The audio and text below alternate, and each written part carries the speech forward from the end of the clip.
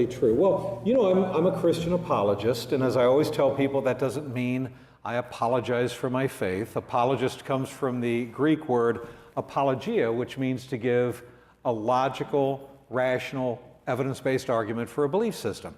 Hello, my name is Lawrence Yufa. I am actually a knower of ancient Greek, and I usually deal with Koine and Attic, but I have studied all dialects. And what you said about apologists coming from the Greek word apologia is accurate. That is, in fact, the etymological root. However, what you said about it, that it needs to be an evidence-based, logical defense of a belief system, is wholly false. You completely added all of that. That is just untrue.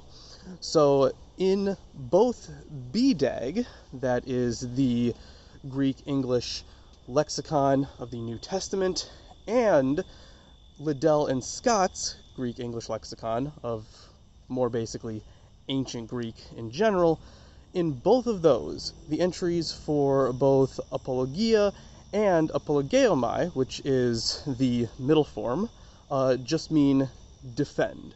In the case of apologeomai, it would be to defend yourself. And the context for these, they span a very limited amount of context. So usually it's in a legal sense that these are used, where you defend yourself. But the thing is, it doesn't always have to be a defense. It could just mean speak against. So if someone has just brought up some evidence, you could launch an apologia to kind of contextualize it or get yourself out of it or something like that. Those are all ways that you can defend yourself or to defend someone or make a defense. It does not require that it has to be logical or evidence-based or for a belief system. Nothing, no single definition that I could find for apologia or any related term requires it to be logical or evidence-based, and it certainly doesn't have to be for a belief system. That is wholly false. That is entirely untrue. It's not even close to being true. It can be for anything. It can be a defense of your actions. It can be a defense or an argument that you make to the jury, for example. It can mean a lot of things in a lot of contexts, none of which mean what you say it means. To be fair, since Lawrence was a little harsh, let me play the diplomat, as I so often do, nice guy that I am, and explain that according to my understanding, as I've expressed so many times before, faith is the most dishonest and autodeceptive position it is possible to hold, because it means jumping to unsupported assumptions without justification and asserting them as fact without any defensible rationale, and then refusing to admit when you're wrong, such that the only way that faith could be any less honest than it already is if you become a professional apologist, because then you have to lie for a living, systematically making up excuses, trying to rationalize or justify all the absurdities, atrocities, inconsistencies, and contradictions in an a priori position, or to dismiss or ignore any and all arguments and evidence against it. And you can never admit when you're proven wrong on any significant point, no matter how obviously or consistently that is demonstrated. That's what it means to defend the faith. And so that's what I do as an apologist. My style of apologetics is what I've always called Christian apologetics made simple. So I try to simplify, take complicated apologetics issues and translate them into simple, easy to understand fifth grade language. And so that's how I try to communicate in my style of apologetics. But I think about when I was just sharing this with Pastor Aaron a few minutes ago. I was saved when I was 19 years old. Hey, so was I. And so now here I am, 63 years old today, as a matter of fact. So that's right. That's right. That's where I'm spending my birthday today. Here. You're not that much older than me either. So at that point in our lives, we were both going through the same thing at about the same time. But Unlike you, I saw how deceptive faith is, which you somehow haven't yet realized, even though you do this for a living. But I remember when I was first saved, I was 19 years old, and I'm not going to kid you. I had some doubts afterward. I was kind of the doubting Thomas. I needed to see the holes in his hands. I needed to know this was really true. Again, I had the same experience. But when I asked my pastor, how do I know whether this elation that I'm feeling is really the power of Jesus, and that it's not just a trick of the mind that I'm unwittingly doing to myself, he told me to just keep telling yourself it's Jesus until you believe it. Hearing from him that his faith, and by extension my faith too, was just a matter of self-deception, that broke the spell. His recital of the phrase, "fake it till you make it," struck me as so dishonest that in that instant, I was a Christian no more. That began my spiritual journey of exploring comparative mythology, experimenting with the occult, practicing transcendental meditation, reading the scriptures of different religions, and talking to their apologists on occasion for 15 years or so, until I finally gave up on it, realizing that there is no truth to supernatural claims. Nothing we could show to be true. Not even enough to show that there's a there. As I slowly lost interest in the emptiness of supernatural nonsense in the 1990s, I began serious study of evolutionary phylogeny, paleontology, anthropology. It was nice to get into a field that didn't require faith or belief, where you can actually teach what's true or false, because you can show that everything we're talking about is really real, regardless whether you want to believe in it or not. I find it interesting that Dutko and I came to the same fork in the road at a shared moment in both of our lives, wherein we both asked our pastors the same question, and as far as I know, we might both have gotten the same answer. But that's where we parted ways. I walk in the light of reason, while he walks by faith, not by sight. And so early on, I was first generation Christian in my family, so I had no support in the family, nothing like that at all. Kind of trailblazing in the faith, if you will, for our family. Conversely, I was the first atheist in my family of credulous believers. I was the first science-minded analytical skeptic, the first one who wasn't fooled by every fool thing some other fool said. Because I always understood that in any disagreement, I might be the one in the wrong rather than everyone else. So I had to correct a lot of my own misunderstandings, shall we say, while the rest of my family refused to fact-check anything, because even when they saw the evidence against them, they still wouldn't admit when they were wrong, so which was most of the time. And they hated college-educated people. Well, they got book smarts, but they ain't got no common sense. I was the first person in my family to realize that's a stupid thing to say. And when someone says, "Well, I know for a fact there's a God," I reply, no, that is not a fact, and you don't know it. Not unless you can show the truth of it, the facts leading to that conclusion. But you don't have any actual facts leading to your unwarranted and unquestioned assumptions. And consequently, most of my family won't speak to me anymore. But I remember talking with my girlfriend at the time, who's now my wife of 39 years, Janine.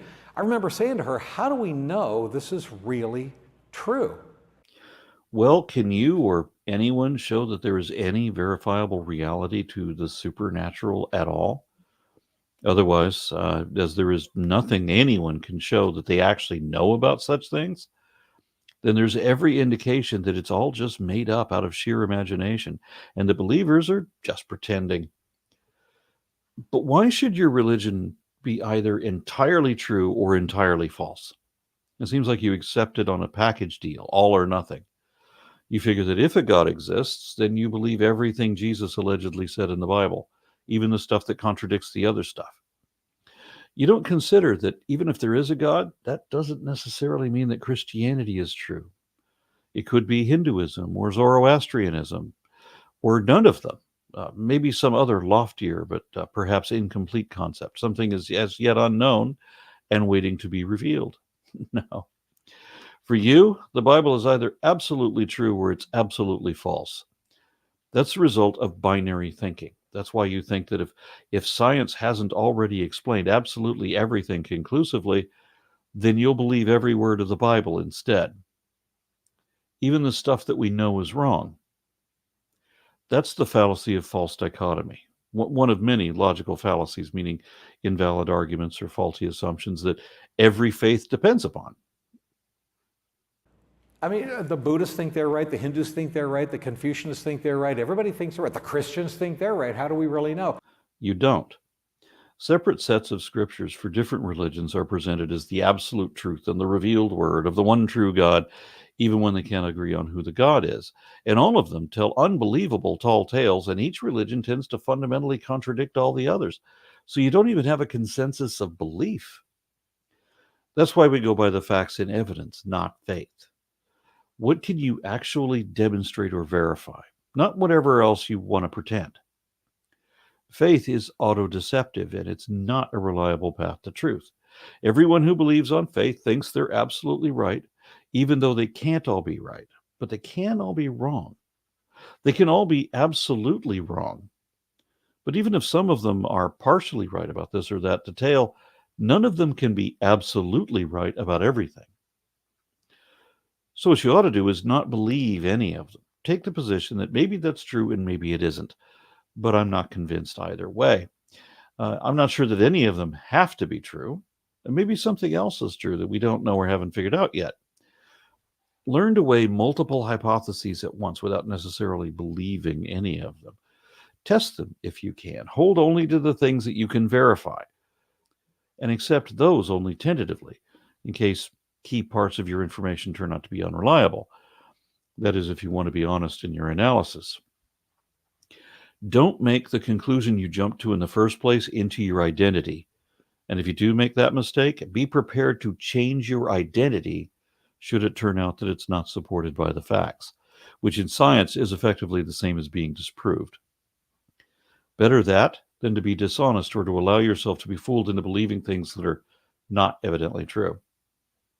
And that's what got me down the road of apologetics, because I started digging into the evidence and picking apart and scrutinizing this Christian religion, if you will. And I'll tell you something, the more I dissected Christianity, the stronger my faith in Jesus became. If you and I were to have another discussion on this topic this time, I think we would quickly see that you never dissected Christianity. You don't know how to do a critical analysis, nor have you ever done a fair comparison with other faiths, especially religions that are older than yours. You never got into the basics, like why would God punish you relentlessly, mercilessly, vindictively for all eternity, not over whether you were good or bad, which still wouldn't be justified, but worse, that you are damned over what or whether you believed. If God was real, he wouldn't care whether you believed in him. It's the clergy who care whether you buy their bullshit or not. They're the ones manipulating you, extorting money, labor, and political power from the gullible sheep in their flocks. That's why they invented damnation and hell. God, if there was one, wouldn't allow there to be a hell. That empty threat of a fate worse than death is too ridiculous to be real and is only important to the people trying to control what you're allowed to think and believe. And you never got into the evidence, like you said, neither for your religion nor for anything else, really, because there isn't any evidence for Christianity nor for any other supernatural belief. But we'll talk more about that later in this series. And I started realizing Jesus Christ really is the only truth. Wrong. Even if Jesus was the truth, which he can't be, he still wouldn't be the only truth. Even if Christianity was true, creationism still wouldn't be, because too much of the Bible and the claims creationists make about it are known to be certainly wrong. Not even the existence of God and or Jesus would change that. All this stuff is really true. No, it's really not. Theism has its own set of initial problems, and then Christianity adds a whole nother set of additional issues that don't make any sense.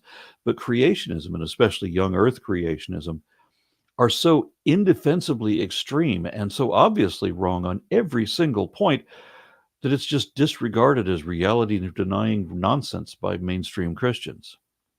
But I do remember when I was 19 and sitting there in the church where they were getting ready to have an altar call, and the pastor was talking about kind of a fire and brimstone sermon of, there is a heaven, there is a hell. And while you're here in this body, you get to decide where you're going to spend eternity. But once you die, that's it. The paint is dry. And so you decide where you're going to spend. And I remember sitting there thinking to myself, okay, wait a minute, is this real or not? Because I've always been a logical, left-brain, analytical thinker. No, you were not, and you're still not. I would have said the same thing about myself at that age, but if I had said that about myself back then, there would have at least been some truth to it. Not so much for you. Not then, not now. By your own description, you were never a logical, left-brained, analytical thinker. Not even as much as I was back then when I was a fool, but less of a fool than you still are now. But I very vividly remember sitting there in this chair in this sanctuary as the pastor's talking. He's getting ready to give an altar call, and I'm thinking to myself, if this is true, then I'm really an idiot because I'm putting all my eggs in the basket of a few decades weighed against eternity. So rather than any logic or evidence at all whatsoever, because you haven't listed any and you never do, you fell instead for Pascal's wager? Just remember that the flaw in that argument is that Muslims are going to Christian hell, just like Christians are going to Muslim hell, and they're both doomed to eternal reincarnation according to the Hindus. And lucky for me, you're all wrong. And so I start processing thoughts in my head. And the first thought I started thinking was, okay, wait a minute. Is there a God or is there not a God? And if there is, are any of the religions right about anything significant? Can any of them show that they got anything any more accurate than every other faith? So much for your claim of dissecting Christianity. I'm surprised that you got to that point and never evaluated how a God could even make sense. How does it exist? How does it do anything? If you lose your dog and pray to get it back, how does God get your dog found? I mean, assuming he answers that prayer at all, because you get a 50-50 ratio, just like if there wasn't a God listening to you. But if there was, and he does something, then does he use telekinesis, telepathy? Does he take over other people's free will to make them do what you need done? Or is God the script writer for the universe? Is God like a cosmic Rod Serling who's already mapped out everything we're going to do? It doesn't matter if you pray to him because he knows what you're going to pray for. He knows whether you're going to pray. He knows whether he's going to answer you and what the answer is going to be. How does that work? And don't you see how everything about God falls apart once you start to analyze it?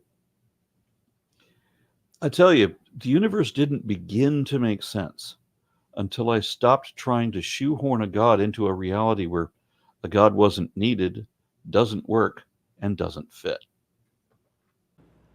Well, universes don't create themselves. Nobody thinks they did. Every model of cosmogony that I know of starts with a singularity, which itself is either a remnant of a prior version of the universe or it already existed before the beginning of time and is thus eternal, never created. But I might bring on some physicists when we talk more about that later in the series. That's not scientifically possible. So I'm like, there's got to be a God. Newsflash, a God is not scientifically possible. By definition, miracles are not scientifically possible either, nor is the assumption of gods and magic either rational or logically defensible. And if there is a God, isn't it logical that God would somehow want to connect with us if he created us? No, that is not logical. And not just because you're compiling assumptions atop unquestioned assumptions. Even if there was a God, which there evidently isn't, who created us, which we know he didn't, there is no reason to assume that it wants anything. If it wanted to feel a connection to us, it would. If it wanted us to feel a connection to it, we would. All of us. We would all be telepathically linked to it in two-way communication all the time, and demonstrably so, such that there would never be an issue over whether we believed in that God or not. If he wanted us to believe in it, we would, because he would give us all sufficient reason to accept his reality. He would neither require nor desire our faith. But if he didn't do that, none of it, then there is no reason to assume that he wants attention that he neither invited nor consented to. It's like when a girl doesn't answer your messages ever at all. It doesn't mean that she wants to pursue a relationship with you. And so maybe this Jesus stuff is true. How absurd is that? No, that doesn't make any sense. God's unconditional love wouldn't require conditions. There's no validity to the scapegoat concept. There's no reason for God to sacrifice Jesus, especially since Jesus didn't stay dead. He just spent Easter weekend in his winter home. Big deal. And it wasn't even a whole weekend. He was dead for like a day and a half. I know that people believe that it's 3 days, but there's a lot of stuff you guys believe on biblical authority that isn't actually in the Bible. We can talk about that later too. There's no reason why we should believe anything in order to be saved. And there's nothing to be saved from. There's no original sin to be forgiven for. And even if there was, that was someone else who didn't know right from wrong by design, and so could not be held culpable. And it's not something we can be held responsible for. That wasn't us. There's not a bit of this that makes any sense at all. Now, at the time, I thought of myself as intellectually processing thoughts. I look back on it now, and what I realized was happening, the Holy Spirit was opening my eyes. No. What was really happening is that you were already comfortable with sitting in the pews, listening to the empty assertions of ignorant bigots who couldn't possibly know what they were talking about. Yeah, I never got to that level. When I was just a little boy, I got kicked out of church because I said that the preacher was lying. It wasn't that what he said was wrong. It wasn't, but I didn't know that at the time. It was that there was no way he could have known what he pretended to know, which still counts as lying. And isn't that what faith is all about? Pretending to know things you don't know? When you can't show that there is any truth to it at all, but you're determined to make believe anyway. No. You were already comfortable with credulously accepting baseless speculation of impossible absurdity as if it was established fact. But worse than that, you were, like me, an impressionable, emotional 19-year-old. And you knew they were about to do an altar call. So you psyched yourself up for that big emotional moment. You prepared yourself for this, for the incantation or declaration of what you already believed would be the most pivotal moment in your life, same as it was for me.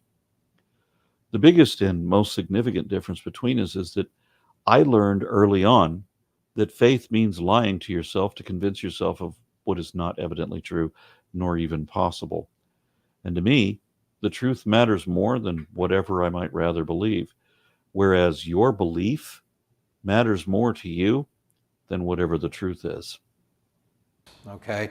But at the time, it manifested itself as me logically processing thoughts. Doesn't sound like that to me. It sounds to me like you blindly accepted just what you were told, exactly as you were told to. You didn't ask any of even the basic questions, certainly no critical or analytical questions. And we'll see proof of that in the next episode, where we'll see that Bob asked some pretty stupid questions. Well, the questions weren't as stupid as his answers. Whoa.